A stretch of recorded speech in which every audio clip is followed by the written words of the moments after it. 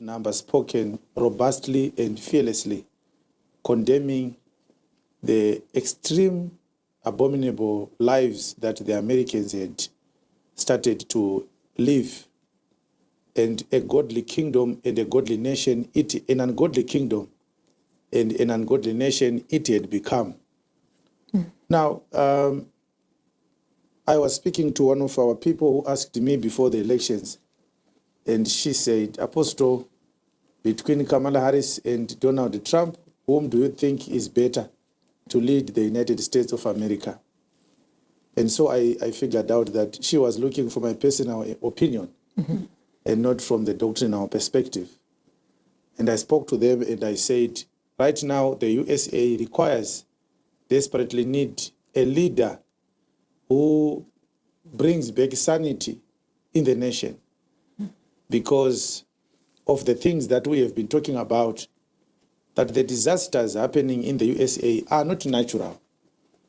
The fire that guts down thousands of homes and people are dying, the harrowing and the persisting domestic terrorism incidents that are happening there, the coming of different plagues and disasters, the typhoons, the hurricanes, the depressions, the floods, those things are speaking something.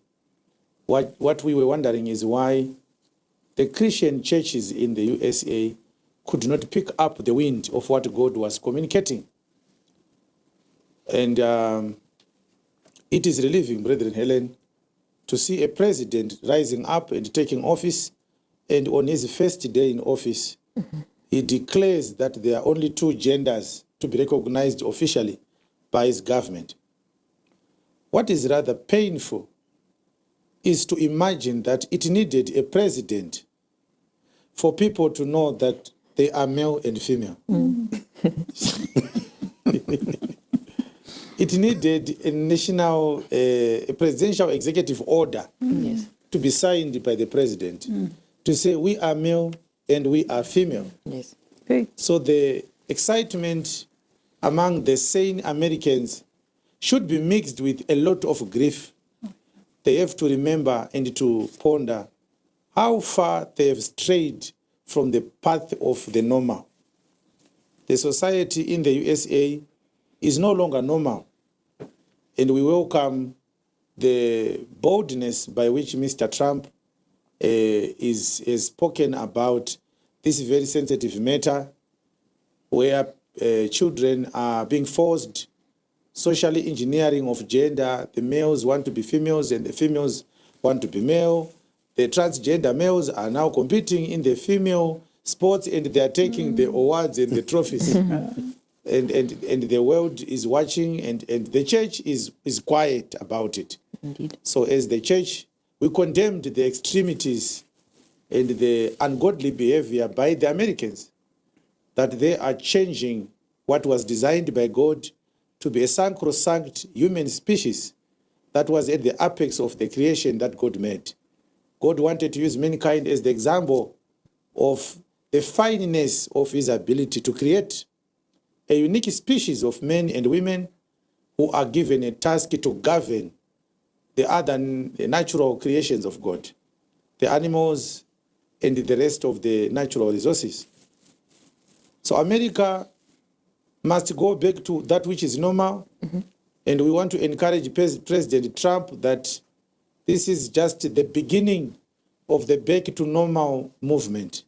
He has a lot of work to do, and if he does that well, he's going to leave a legacy that is going to outlive the whole Trump generation. We are hoping and we envision a world, a United States of America, where people are just as they were designed by God. Indeed. The men remain men, the women remain women. Yes. And the establishment and the protection of the institution of the family, without which there will be no society. This woke movement, these Me Too movements, these feminist movements, they are destroying the family. After they refuse to marry the right gender, they are now adopting children. If you marry a man and you are a man, why do you need a child? Why don't you make children with your husband men or your wife men. Adopting children is realizing that what I'm doing is not normal. Yes. Because a normal marriage produces normal children. Yes. If you can't give birth to normal children to such an extent that you have to adopt somebody's child, is that not normal? Is that normal? That is not. It isn't. So it's regrettable.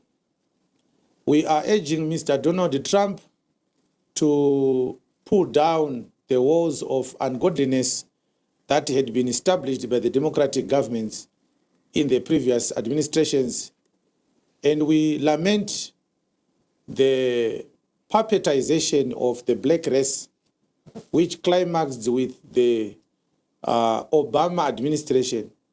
The black community in the USA expected that since one of their own had taken the highest office, at least they were going to see some reversal of the systemic racism in the Americas, as well as the entrenchment and the consolidation of the values of the African society. But it was Mr. Obama's administration that legalized the same-sex marriage. All the other white leaders that were there, they were cornered and pressured. They would not budge. And we are wondering why Mr. Obama's administration is celebrated as the most successful black president. The statistics are not on his side. He was labeled as the deporter in chief because he deported the most number of illegal immigrants in his time. He signed very, very lame deals with dictatorships that were in the Middle East in his time. He presided over the payment of more than $10 billion to the Iran government under a bogus denuclearization of Iran, which never happened. What we see now is the sponsorship of the surrogate forces that support the illegal regime in Iran because they have money. They are now sponsoring the Houthis, the Hezbollahs, and so forth. So when we see a black man, we are now filled with suspicion. Either he is going to pursue his greediness agenda, or he is a puppet of some strong men behind him who are telling him what to do. I do not believe that Mr. Obama legalized homosexuality because he wanted to. I think it was a trade-off. We give you the presidency. In exchange, you give us what we want. Yes. Apart from the great speeches that he utters when he offers his clinics and webinars and conferences, I don't see any dividends that are tangible derived from the Obama administration. Now, it doesn't matter whether you like Obama, you don't like Donald Trump, but the statistics are clear. Donald Trump is more human than Obama. Donald Trump understands normal more than Barack Obama. Oh, yes. And there is a lot of unorthodox methodologies in Mr. Trump's policies and politics. And I wanted to read Ezekiel chapter 3 so that you understand that sometimes when a society gets mad, God will raise even a stronger madman to bring the madness of a nation to a halt. Yes. Ezekiel chapter 3, Yes. verse number 1. Moreover, he said unto me, Son of man, So God spoke to Ezekiel and said, Son of man. eat that thou findest, eat this raw, and go speak unto the house of Israel. Yes. So I opened my So mouth, you opened your mouth. and he caused me to eat that raw. What did he then say that And to he, you? and he said unto me, Son of man, cause thy belly to eat, and fill thy bowels with this raw that I give thee. Then did I eat it, and it was in my mouth as honey for sweetness. Verse 4. And he said unto me, God said to Ezekiel, Son of man, Son of man. get thee unto the house of Israel, Yes. and speak with my words unto them. 5. For thou art not sent to a people of a strange speech and of an hard language, but to the house of Israel. Yes. Not to many people of a strange speech and of an hard language, whose words that thou canst not understand. Surely, had I sent thee to them, they would have hearkened unto thee. But the house of Israel will not hearken unto thee, The house of Israel will not listen to your message. for they will not hearken unto They me. can't even listen to God. For all the house of Israel are impudent and hard-hearted. The Americans are now impudent and hard-hearted. Verse number 8. Behold, I have made thy face strong against their faces, Yes. and thy forehead strong against their foreheads. Saka kune vanhu vakaoma-uma. Ndiri kukutuma kuvanhu vakaoma-uma. Zvada kukuita mufana wangu, dakuomesa yako kudarika dzavo. Hey. Huh? Yeah. I saw rams fighting. They ran each from the opposite direction and they collide at the center. Very strong, but their fight is fierce. Yes. Eventually, there was a ram that was always fighting. And so the owner was passing by another man's field where he was taking care of his own sheep. That one immediately looked for the alpha male and started a fight. So that one, which loved to fight a lot, ran a long distance to this one, which was standing on one place. And as it hit against the horns of this other ram, it died on the spot. Oh. This one never moved. And so I'm just giving you this an example for you to see that sometimes when you become extremely unreasonable, God may raise someone who looks extremely unreasonable to quell your extreme unreasonableness.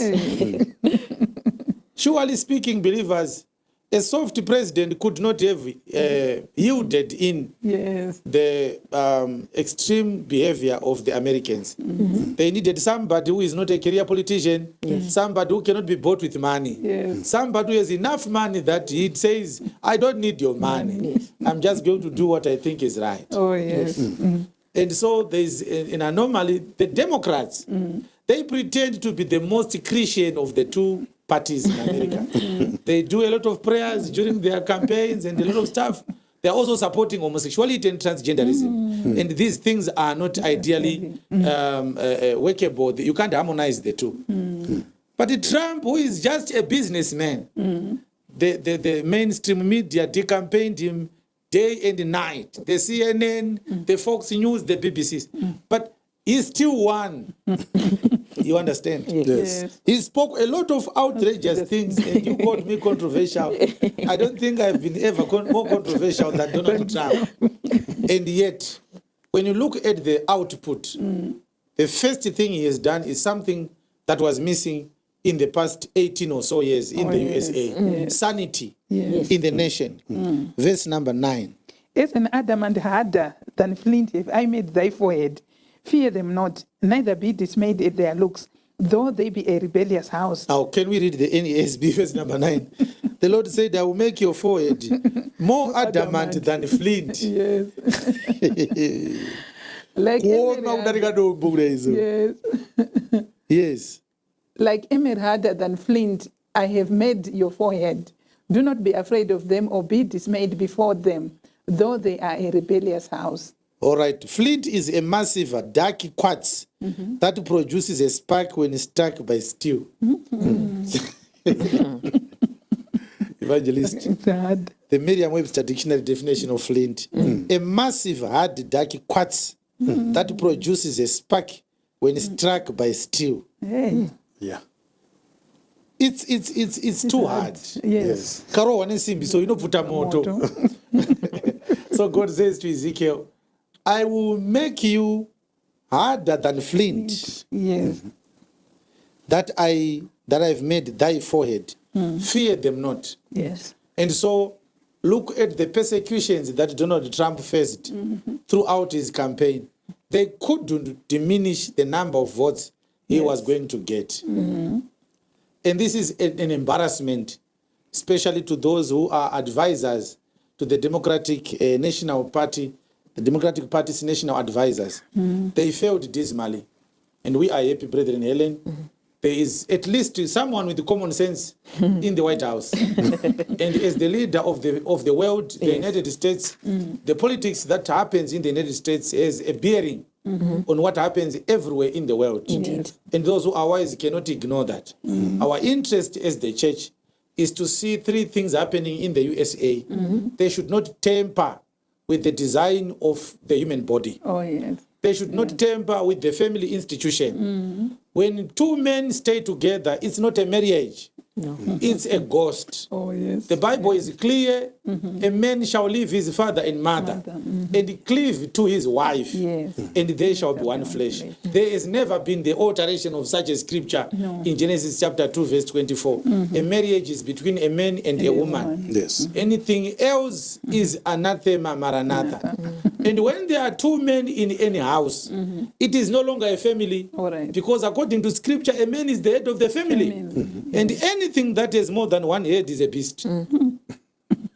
That's my response. And the last thing that Mr. Trump must make sure it doesn't happen, they must never allow the whatever movement that arises in the USA to destroy the young unborn child. Oh, yes. Yes. Yes. Abortion, same-sex marriages, transgenderism, destruction of the family institution. These are the three things that God is not happy concerning the United States of America. If Mr. Trump is going to listen or to watch this video, if he manages to correct these three, he will be the greatest president ever to govern the United States of America since its inception. Restoration of the family institution, sanctity of human life, Yes. the abolishment of Roe v. Wade, and the annihilation, the total dismantling of the rainbow movement. Those are the three tasks that anybody who wants to save God in a political office should focus on. Yes. It doesn't matter how good the FBI is, the NYPD is. This issue of domestic terrorism will never end. This issue of endless natural disasters will never end, because those are cases that a nation attracts when it commits to disobey God and live a life that is estranged from that which was designed by the God of heaven. So we are not very, very interested in whether Mr. Trump is a believer or is not. We are commenting on what he has done. Yes. It is godly. Oh, yes. And only God could have made him do such a thing. Yes. Yes. Indeed, I think it's quite a welcome development.